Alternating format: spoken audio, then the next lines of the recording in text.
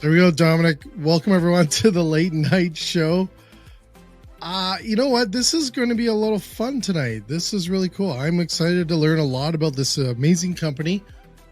Dominic, you said it's starting to creep up in your social channels. For the last couple of weeks, I've been seeing it. We'll have to ask our guest if they're increasing their ad spend in Canada, or it may be something we talked about. You know me, I'm a conspiracy theorist. I think this thing's listening all the time. So, yeah. Bo's probably like, I got you. It paid off. And when you said we're going to have him on, I was going to say, hey, that's cool, because I'm honored. This guy's big. He's a big deal.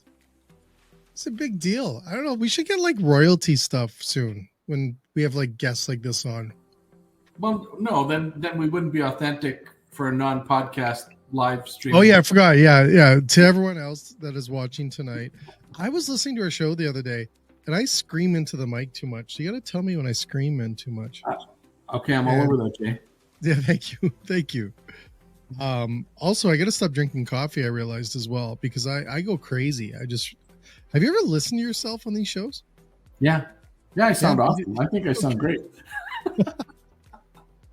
Did you say I sound awful? Do you sound great? No, I said I sound awesome. I think I sound great. You're great, Jay. It goes without saying that you sound great. Well, it took a while. Yeah, it took a while. 1,500 shows. Yeah, waking up there. We're racking them up right now. Yeah. Anyways, let's have our guest in the show. I'm honored to have him join us, and it's going to be a great show tonight. We're going to learn lots. So for everyone that's going to be watching us, hello, Chef, over in Instagram. So we're on Instagram right now, Facebook, LinkedIn, YouTube, as well as X and Instagram. So if you have questions or anything tonight for our guests, please send them in, or for Dominic or myself. Mostly for our guests, because that's who we're highlighting today. Yeah, we want to talk about our guests for sure. Yeah. So anyways, welcome everyone. Let's welcome Bo Davis. Joe, welcome to our show. Thank you. Excited to be here. Thanks for joining us, Bo. Of course. Thank you for having me. I appreciate it. So Bo, I was working on my intro. I was working on the damn intro. Yeah, you go, Jay, you go. I wanted to ask where in Canada you guys are. You guys, while you were trying to figure out who goes first, I'm going to ask you a question. Where are you? Yeah, flip the script, eh? Shit. Yeah, there you go. I got you Yeah. off guard. You don't know where we're going. You're the CEO, eh? You know how to do that. That's a CEO move. That's a CEO move. I'm in Calgary, Bo. Nice. Calgary. I was in Calgary 9 months ago. It's a great city. Really enjoyed it. Nice. I need to remember the restaurant. We ate at a restaurant on top of a building in downtown Calgary that was phenomenal. The name's escaping me. It's called Major Tom. Major Tom. That's exactly right. Yeah, absolutely. It was perfect. Had a good dinner there? Fantastic. Yeah, we had a great do time. a good job. Yeah. I just interviewed the chef the other day. Nice. Yeah, and it's a group, right? It's they've got a few good restaurants there. Is that a part of Concord? I don't know, Jay. I'm going to say yes, but I don't know. I forget what. I think it is. I believe it is. I think they were number 3 in Canada about 3 years ago. Nice. It was a cool spot. Great architecture too. Mm-hmm. Yeah. Well, Bo, I can do the intro here, co-founder and CEO of MarginEdge and a rock star. You're a legend in the industry. I geeked you out a little bit here. In our own minds. I think I say legend way too much in our show. Dominic's going to give me grief on that too. But you are. I want to thank you for taking the time. Like, we get CEOs on the show. It's a big deal, Dominic. We get some pretty, to your credit, Jay, you've had some pretty awesome people on, and most of them have been legends. So it's fitting. And I'll be honest, if you scheduled it 9:30 at night, we don't have a lot of conflicts. No. Well, yeah. So also 7:30 for us. I have nothing else to do. I know how the world goes. 7:30 either, Dominic. I'm not that cool. My shit ends at 5:30. I don't have anything to do. There's not much to do after that time. I know how it works. You grab a drink, you sit around. Right? All we have to fight is American Idol. That's all we're fighting. No. Anyways. Yeah, that's nothing. Don't make me sing. Bo, tell us quickly. Tell us about you and MarginEdge. Sure. Because I've seen it come up, like literally maybe I'm going to ask, say, the last month or so. I'm not sure if it's because, the phone's listening or if we're definitely following you around the internet, Dominique. If you search for the right words, you have been tagged. Like if you looked up food cost in Canada, we probably are now following you everywhere you go. We might show up at your front door. Be careful. It gets pretty carried away. Background. So I'm originally a tech entrepreneur way back in the 90s, and then sold a company, went into the restaurant business, actually moved to Europe for a couple of years, and then hired a chef in London, moved back to DC, opened a restaurant in 2005. I like to tell people it sounds like a bad joke, but it was a banker, a lawyer, and myself in grad school in London decided to open a restaurant. None of us had ever worked in a restaurant in our lives. And we're like, how hard can it be, right? So we hired a chef, brought him over, and made all the mistakes you can make. Did that for 10 years, was an owner-operator, opened 10 restaurants around the country, around the U.S., between Boston and California. And then in 2015, basically took some thoughts and some work we had done thinking about how to systematize the flow of information, and basically started MarginEdge to help with managing restaurants and managing the back office and managing costs and all that good stuff. It really all centers around the idea that, when we first started that restaurant and we were newbies, we knew it was hard to get the front of house right. We knew, getting good food and service and all that stuff is what you see as a customer, and that's hard. What really blew us away is that we were, we thought we were reasonably intelligent people, and we didn't realize how hard managing the back of house was. The revenues changing every day, food costs changing every day, labor changing, trying to hit a 10% profit margin with all your variables moving simultaneously, and not having data that's worth a shit. Am I allowed to curse? Is this a cursing show? What's the deal with that? We good? Dominique, you're muted. Yes, go ahead. You can't say fuck. Don't say that. Okay, I'll try not to say fuck because my father watches these and he has called me out numerous times. So Dominic's goes off. You say government, you get him swearing. Let's talk taxes, gentlemen. No. It's all excited. But no, it's look, he's sweating. He had to wipe his brow. It's an excite sweat. Well, these bastards are giving themselves a raise April 1st, Jay. A lazy. No, did that go through in Calgary? No, federally. Well, never mind Calgary. Shit. Anyway, sorry, Bo. No worries. When you started, when did you start MarginEdge? When did you start MarginEdge? Sorry. What's that? When did you open your first restaurant in the States? First restaurant, 2005, Conveyor Belt Sushi. Have you done Conveyor Belt Sushi? Oh yeah, I've seen that. Yeah. Yeah. So Conveyor Belt Sushi opened right by the White House, 2005, and went on to open about 10 of those. Cool. And then you said you opened about 10 restaurants, and then is that when you transitioned to, or I guess at the same time said, hey, we need a better system? Yeah. So basically what happened is while we were running the restaurants, we knew from the beginning, we were sort of business school guys coming into the restaurant business. And at the time, Chipotle had just blown up and everybody was talking about the fast casual of this, the fast casual of that. And so we were going to be the fast casual of sushi. And so we wanted sushi restaurants all over the country, right? We wanted to build this mega thing. And so from the very beginning, we were really dialed in systems to be able to scale.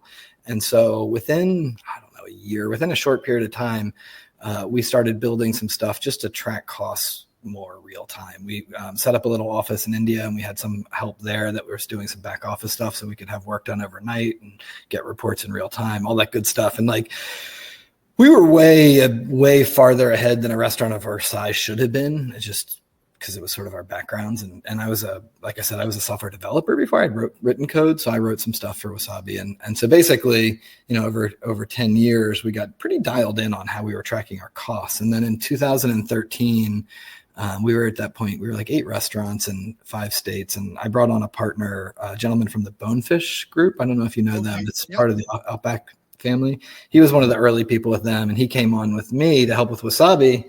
He was a good old boy from Texas, and he likes to say, after a couple months with us, he said that I was in the wrong damn business. I can't do a Texan accent. I'm sorry. I would do it if I could, but he likes saying, Bubba, you were in the wrong damn business, and you need to go back to software. that shit's more interesting than the sushi restaurants. That's what we did. So we put some money up and we started, a company to basically build a software platform that's a modern day restaurant management system where restaurant owners don't have to enter any data at all. That's awesome. None. Take a picture of an invoice. We, fast forward, I'll just say some numbers for fun. We processed 145,000 invoices last week, representing about $5 billion in annual purchasing for 7,000 restaurants. Wow. We have some machine learning and some AI, but we also have 700 humans abroad in 4 countries that are working on the stuff. And so it's a machine. That's the cool part. I thought that was neat when I saw how it worked, because I watched a little video probably a month ago. That's probably the ads are working. The ads are working, Dominique. We're getting in your brain. Which I thought was cool, because that video said, "Hey, we're gonna scan them, but you're gonna scan them, but we're still gonna make sure that they all go to the right spot." Yeah, which is that's right. important. That's right. What prompted you to start that? Then was there nothing out there that was kind of doing it right like that? No. So this was 2015, and basically, you have restaurant management systems, right? And you can call it an inventory management system, restaurant management system, recipe system, whatever you want to call it, right? They've been around since the 80s. The systems have existed forever. And basically, they all do the same thing, and our software does the same thing, which is like you put in your inventory, you put in your recipes, you put in your POS data, you multiply it, and it tells you how many potatoes you should use when you sell French fries, right?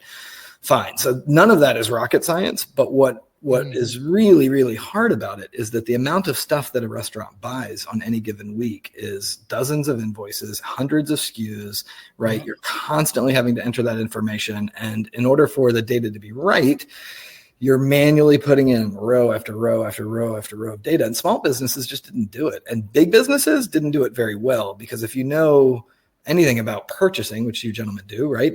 When you're buying, if you've got restaurants in 5 different cities, you've got different suppliers, you've got different SKUs, you've got different substitute products coming in constantly. And so even the big companies were really struggling with it. My partner Roy liked to talk about Outback didn't have, a multi-billion-dollar company didn't have the reports that we have.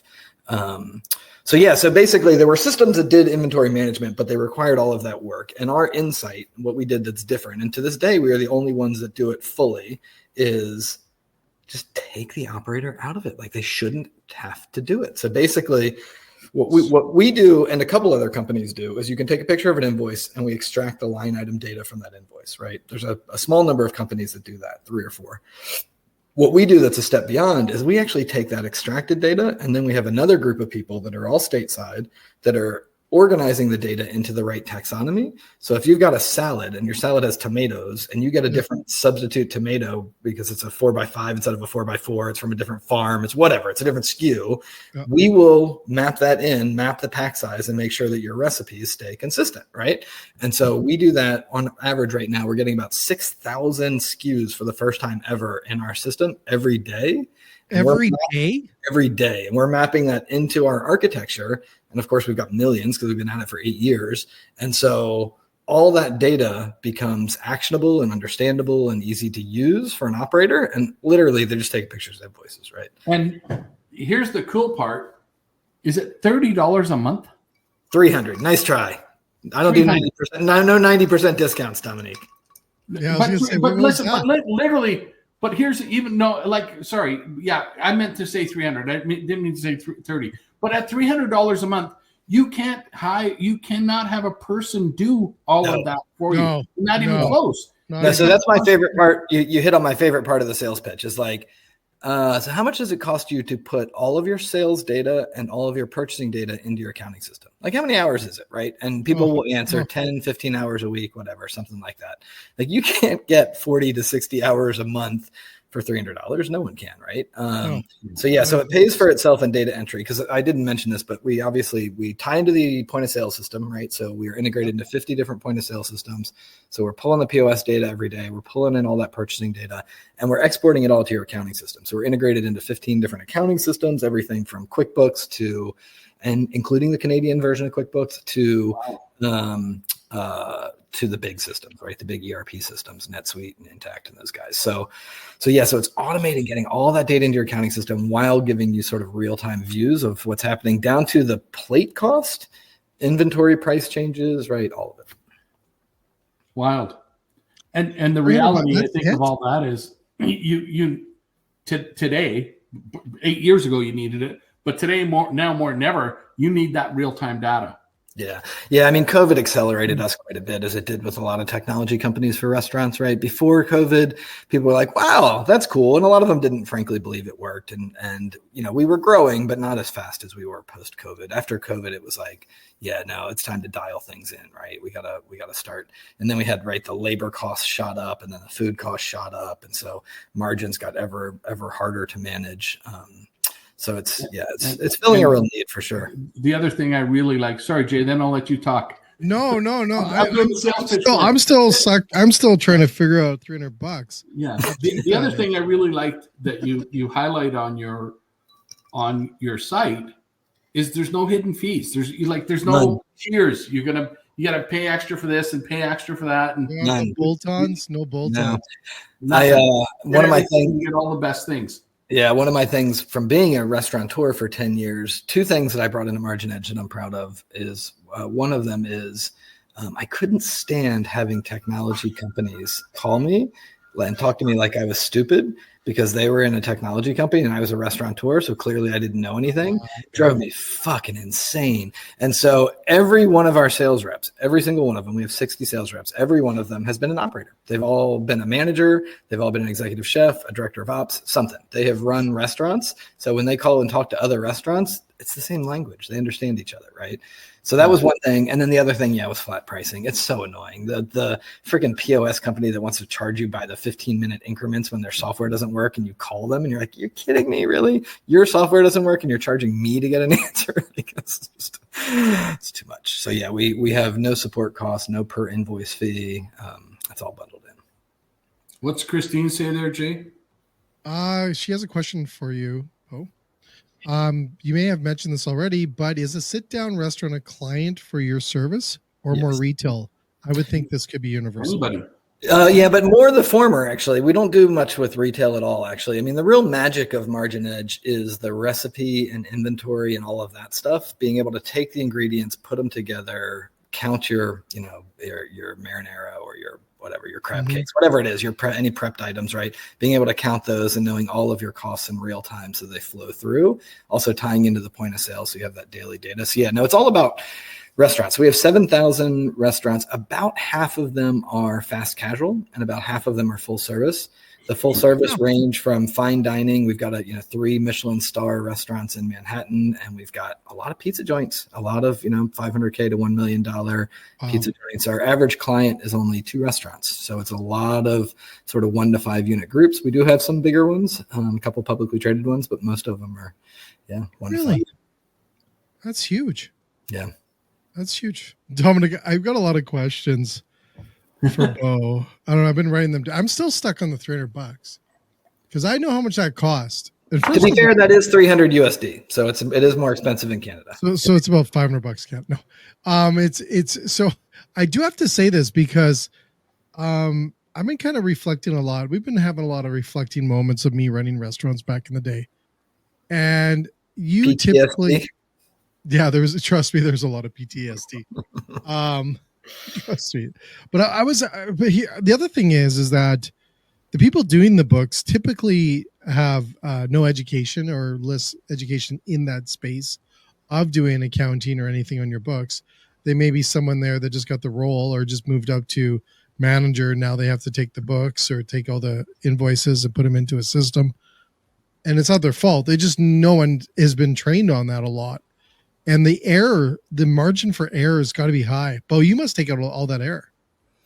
Yeah, we definitely bring down the error rates. But I will say, honestly, our best clients, the easiest ones to work with and the larger ones are the accounting firms, like the people who service restaurants. So like, I'll just give a shout out. So our biggest client. Yeah, for sure. So I'll give a shout out. Our biggest client is a group called Kitchen Sink, which is an accounting services firm out of Los Angeles. They service high-end restaurants. And I think they have something like 500 restaurants with us. They love it, right? Because they want a good accounting firm wants to do value-added services, right? They don't want to get paid to type a number into an accounting system, right? There's no money in that. There's no value in that. And so, so basically what Kitchen Sink does, we do a branded version for them, right? So their clients get a branded version of Kitchen Sink. So their clients get recipes and inventories and all the cool software we do. And Kitchen Sink gets all that data ingested into the accounting system. They can do the more interesting sort of financial analysis, help make sure you understand your business, go deeper on all of that. They're a great partner. We love working with them. So yes, we can absolutely help. Look, my business, my wife was the controller. My wife had no accounting training whatsoever, master's degree in history, but she was the controller for Wasabi for years and was learning accounting on the job. And so, someone like her, it can help tremendously, right? Because yes, it increases speed, it increases quality, it gives you a standardized format from which to work, right? All of which can help quite a bit. But really, the high end, we can be quite helpful. I'm blown away. We don't consider them competitors at all. Those are our best partners. I love that. That's why he's the CEO, Dominic. Christine said he can take a role away or at least assist in optimizing efficiency. Yeah, I think the reality of that is, Jay, is that the person who's probably doing all the data entry at your restaurant, if you're not using a service like Bo, MarginEdge, is they've got a whole big other job that they're supposed to be doing anyway, right? So this is an extra that's screwed up, and that they're doing on a. Well, I remember doing mine. I promise you, there was error. Yeah, I mean, and honestly, people who are doing that are almost never doing it at the ingredient level. Almost never. They're doing it at the grouping level. So you'll get a protein cost at best, usually a food cost, right? So you might get a group. And if it's inaccurate, good luck. The food cost is usually theoretical. Yeah. But with us, you're getting it down to that item. So you can actually see and what's cool is you can also see history on an item. So you can click on a burger recipe. Yeah. If you've got avocado on it, it'll show you how much is the ground beef, how much is the avocado, how much is the bun, but it'll show you over history. So if you used this for 2 years, you'll see the seasonality of avocado as a percentage of your burger cost. Yeah. It's pretty cool. And you'd be able to adjust. Dominique failed. We were not interesting enough. Oh, there he is. All right. We got him back. Good. I thought you gave up on us. No, I had to say bye to my son. Oh. That's International Sons Day today. Oh, and I have 2 upstairs that I have not spoken to much. I feel bad. It's awesome. Oh man. How, Dominic, I'm going to throw this over to you while I kind of regroup here. Bo, tell me one more thing, if you wouldn't mind. What's the when you talk to restaurants? Okay, there's good value for sure. Why are they coming to you? Why are they considering? What's their challenge right now? Is it because they're worried about, hey, I don't have I really don't have accuracy in my operation? Yeah, it's usually less about accuracy because most people don't sort of admit that or want to talk about that or shout out their accuracy issues, right? Most of it is time. And by time, it's 2 things. One is the actual time it takes to do the work, which sucks and is a cost issue. But much more importantly is the time it takes to get the information, right? And so being able to see literally every morning when you come in, how much money you've spent period to date across your various categories and what your revenues were through period to date and how you're performing on the percentages of those things just in real time, always, you just know. And so when you're placing your order for the next day, where you should be. It's that sort of visceral real-time knowledge of what's going on in the organization that I think is what is really critical. What my founder and I talked a lot about when we started it is that if we did a good job with MarginEdge, owners and the directors of operations and multi-unit groups, people higher up, so to speak, wouldn't need to look at the reports. Because if the reports are that good and everyone knows it's that obvious and in that close to real time, then everyone that's dealing with the day-to-day actions are going to do the right things, right? They know everyone can see it and they know the numbers are right there. And so they're kept honest by those reports in real time. And so that's really, the heart of our goal from the beginning. And I think that's what it does. So, Bo, do you come in with solution like after you look at the reports or anything like this, and you may have red flags that pop up? Do you guys provide any assistance from that point on? So we have best practices, and we have training sessions and webinars. So we do that stuff, but I would say it's more broad-based. It's more like what kinds of things should you look at, and how should you set up your inventories? What should you count? How often should you count? Just things that are like best practices. Yeah. We don't do a lot of, actually, we don't really do any of like individual going into a restaurant and providing consulting services to the restaurant to change behavior. Partially because one of the things that I'm also really sensitive about, like on our website, for example, you'll never find us making claims that will save you 1% of your food costs or 3% or 5%. I think, frankly, that's a little insulting to walk in and tell somebody that. Like, I don't know if I could save you 5%. I don't know how bad your food costs are. I don't know how well you're running them. I don't know a lot of things, right? And so true. It's so true. And yeah, why make fake claims? Yeah. They'll do that, and they'll come in, and then they'll like, well, you need me longer because we only got to half that, right? Half that's it. Yeah. Not a big fan of the game. So we provide a lot of like I said, best practices and tools, but not sort of individual unit level consulting. We do have a service. Anyway, no, not really. Okay. Well, I think that your partner, that company Kitchen Sink that does the accounting would probably offer that service to say, hey, we can help you. Oh, for sure. Yeah. Right? No, we have a bunch of partners like that, like people who do consulting services, and they can do it on top of MarginEdge. And we certainly do referrals. We're happy to introduce people. And that's both on the accounting side and on the operations side. So Bo, you talk about the consistency in the kitchen here on your website. This obviously has got to keep things consistent across the board. So when you do franchise or you go out there with multi-locations, it's got to help those practices keep in place. Yeah, for sure. So in a whole bunch of ways. I mean, one way that I really like and am proud of is that we built with a client years ago a recipe display unit, recipe viewer, whatever you want to call it. So basically you can take an iPad or any touch screen, and there's a user interface to MarginEdge that is distinct for people working in the kitchen. And when they log in, they're not getting the price of hamburger, they're not getting purchasing or any of that kind of stuff.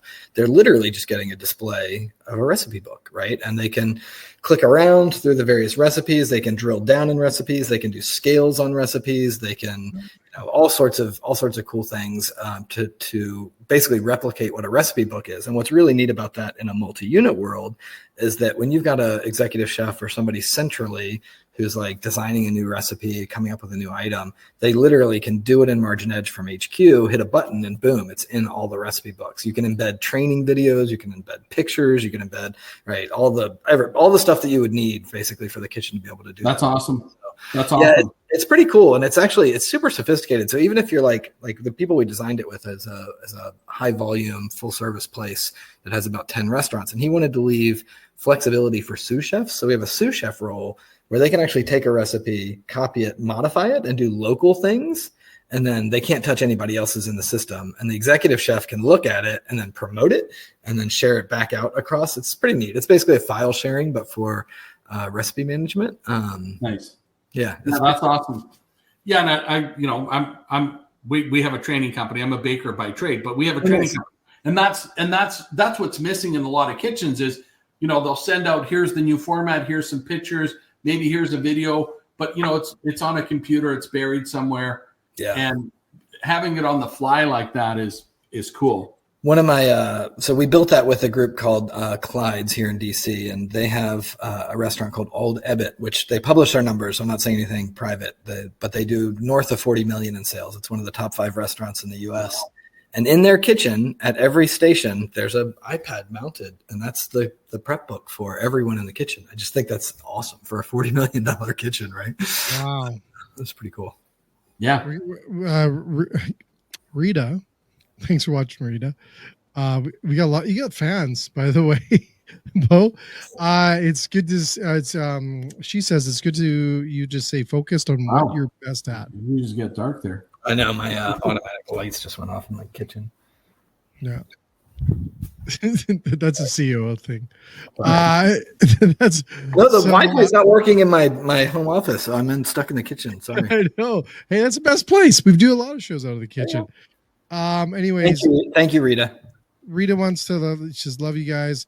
She can't wait to learn more. It's brilliant. So Thank you know you. what? Awesome. Christine Smith, thank you for all this. She's got to run great into Bo and his company. So obviously they're right. So I'll also throw out something Canada specific, which we're very proud of. So we did a French version. So we actually support French Canada's language specific, including French invoices, French UI, French help text, like the whole freaking shebang. It's pretty wild. We just started doing it only came out a few months ago, and we're just doing the integrations with the French POS systems there now. It's insane, Bo. It's insane. It's a good move. That's a lot of work, right? So do you internationally, would you, like in the US, would you support Spanish as well then? That's where we're headed. Yeah. So part of it was that we recognized that we wanted to be able to support international more broadly. And basically with software, what you do is you skin it once, which is an enormous amount of work. And then that allows you to incrementally add languages. And so we skinned it and we did French Canadian first. Cool. Well, we feel special. Thank you. It's really cool. I was saying earlier, is the last place you go just because it's so massive to do, right? Compared to and the market really for you is small compared to. Yeah, it's not huge, but I will say I was just saying before the show I was just in Montreal and I do love it up there and I love the poutines. Cool place, yeah. Well, no, I'll to tell you this, Bo, because I work with about 30 other tech companies in our space across the US and in Canada. And typically when they call me or they say, you know what, Jay, we want to partner with you or work with you, I always ask, are you in French? And 99.9% of the time they say no. Wow. And then we can't integrate them because once you get into Canada, it's got to be, bilingual and everything else. And in Quebec, you do not go into that without being bilingual, or the language police will get you. Yeah, so we have French onboarding, French salesperson. That's huge. Good for you. Sold. And you have to admit, there is some French communities across Canada too, Dominic. Yep. Right? Like we do have some lots in Saskatchewan. We have some here in Alberta. Winnipeg's got a big one, right? Yeah, absolutely. So it is important to have it bilingual. So that is huge, Bo. That's huge, like huge. Bo, how long if I say, you know what, I want this, from the time I say, yeah, let's do it, to the time that they have it integrated into the restaurant? How long does that take? 5 business days. If you're responsive, 5 business days. We basically, it's all about integrations, right? So we integrate your point of sale, we integrate your accounting system, you start sending us invoices for the initial processing to build the product list. But 5 days, 3 to 5. Can I ask something? Is there an onboarding fee? Nope. There's no onboarding. You thought you got me. No onboarding fee. Well, again, because you know what else we don't have, Dominique? That drives me crazy. You know what else we don't have? A contract. Do you know why we don't have a contract? Amen. Good for you. No. This has come up a bunch of times in my company. I swear to you, it comes up. Not cooler. You know what I always say? It's like, what am I going to fucking sue my client if they don't want the software? Like, no, I can sue my client. So what the fuck do I need a contract for? Amen to you, because I'll tell you, we have a multinational client on SafeCheck brand protection, Jay, and same thing. They asked for a contract, and I said, listen, I've always done a handshake. Yeah. When you don't want to do business with me, don't pay me. Right, because it's my job to keep you. No, they insisted on a contract, so we went and spent $6,000 or $7,000 to come up with this fancy contract, and we send it over to them, and they send it back with 50,000 changes plus their own, which says, hey, we can tell you to fuck off on 30 days notice.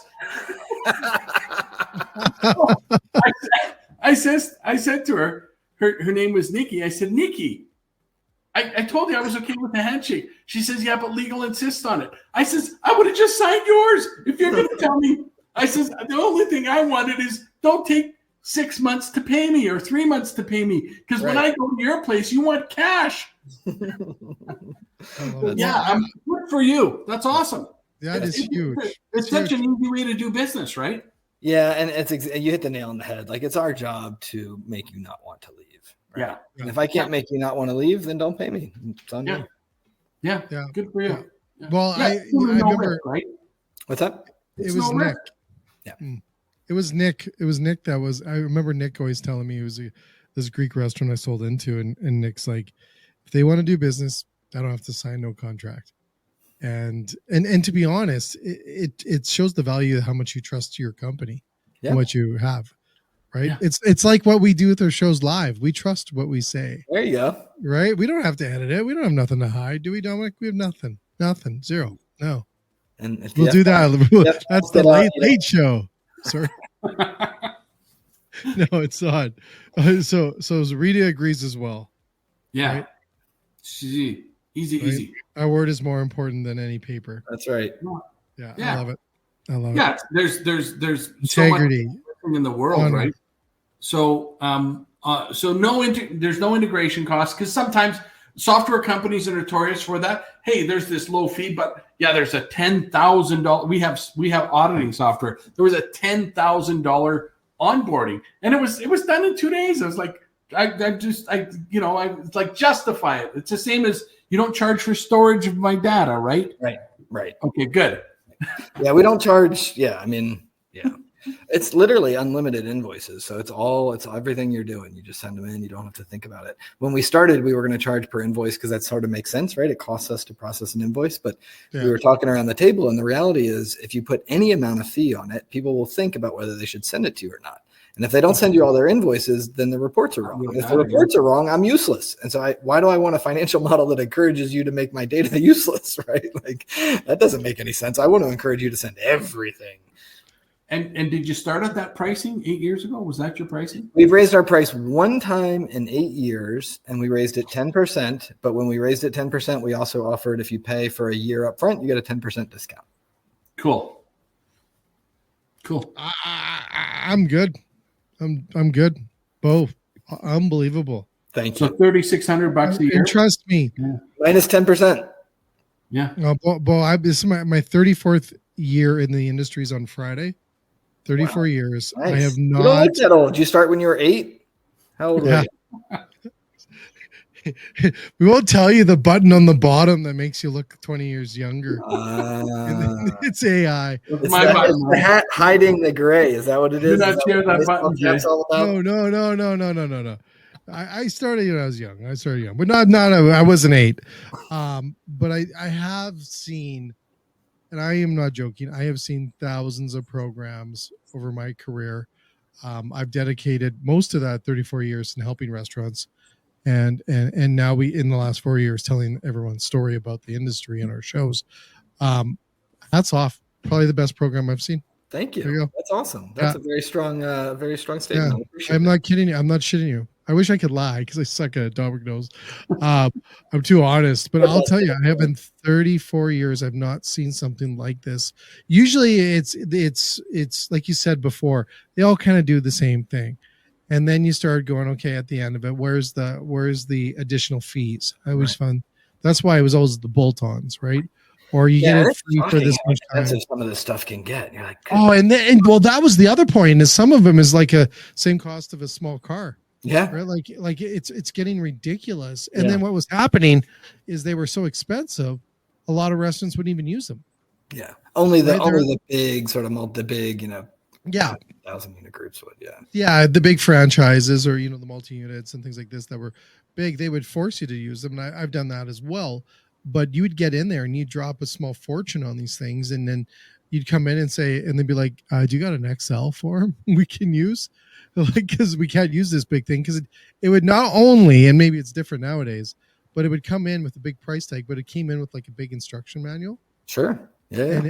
And then you'd be like, yeah, I have no idea. And then the heart of the problem with all of those, really, honestly, and because I've seen a ton of them, obviously, is when you have different restaurants in different places getting different substitute products, or like, I don't know the liquor laws in Canada, but in the US, every state has different liquor distributors. So if you're getting Jack Daniels in 4 states, you got 4 different SKUs. So every single item, literally every single item in your bar has a different SKU in a different market. Even in the same state in different counties, you can have different distributors. And so like, if you're Outback, you literally have 1,000 SKUs for fucking Jack Daniels for one liquor, right? And then every liquor has that. And now you've got holy, they can't, those big groups, you'd be amazed. They can't track that stuff. Like, it's brutal.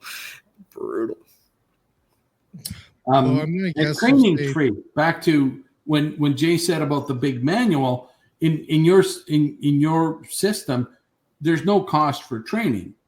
No.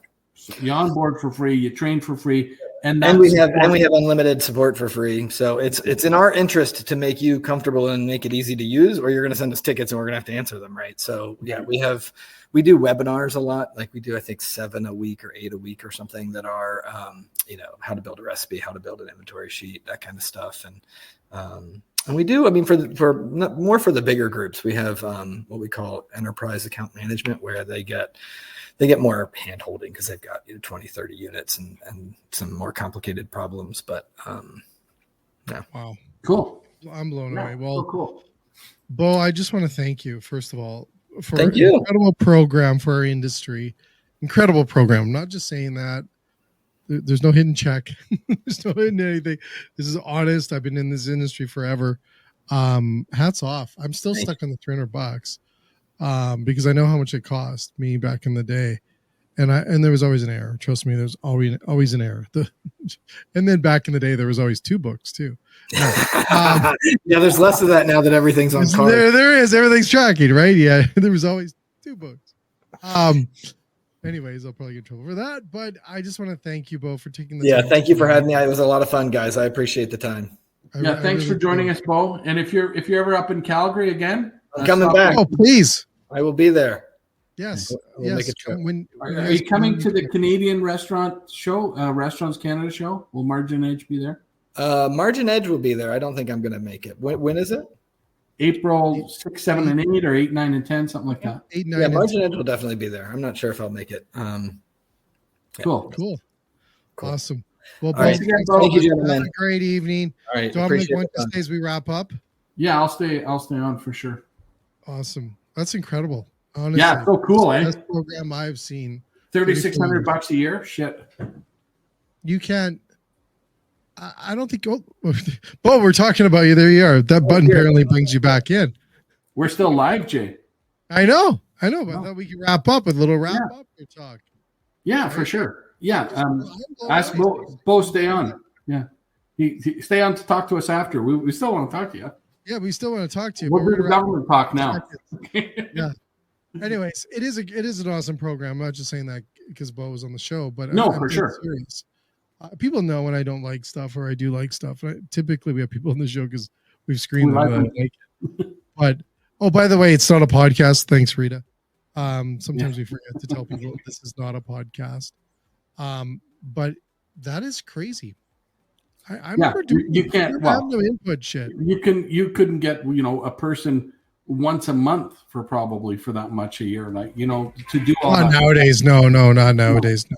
No. And to have and to really literally have results the next day, that's incredible. Integration into POS systems, all like most of them, if not all of them, that are common in our space, to help with menu engineering, consistency, franchise. Like, I can only imagine how you would do this. Back to the whole, operators don't know all the power that's out there for them to harness to help them. No, they don't. Because for $3,600 a year, let's say it's $5,000 Canadian. For $5,000 Canadian, and you could harness and find out what the heck's going on in your business. Even if you only did it 1 year to find out where you're all fucking up, right? Yeah. Well, hats off to Bo and to MarginEdge. You go check them out, marginedge.com, people. Just Google it. I'm tired of people saying, just fucking Google it. I think we all do it anyways. You go to Google it. A really good explainer video where they talk how it all works, and you'll be shocked. Yeah, it's cool. Yeah, hats off. So that's a wicked start to our week, Dominic. Yeah. Thanks. Anyways, we got a great shows the rest of this week. We got some more shows coming up. So anyways, thanks to everyone on Instagram, LinkedIn that participated, Facebook, X, or as you want to call it, Twitter, YouTube, and tonight we didn't do TikTok, but I'm going to put this up later on because we took the show. Dom, you didn't see this, but I went ahead and I kind of made this into a podcast. So we'll be up on a Not a Podcast channels all across all channels later on this week. And so you can listen to it there. under Okay. the late night show. So I did put it. I don't want to say it's a podcast, but I did have to put it up there because we had so many people asking, "Is this a podcast? Is this a podcast?" Anyways, thanks again to everyone else, and thanks again to our guest. And Dominic, thanks again for your time as well. Thank you. Cheers. Take care.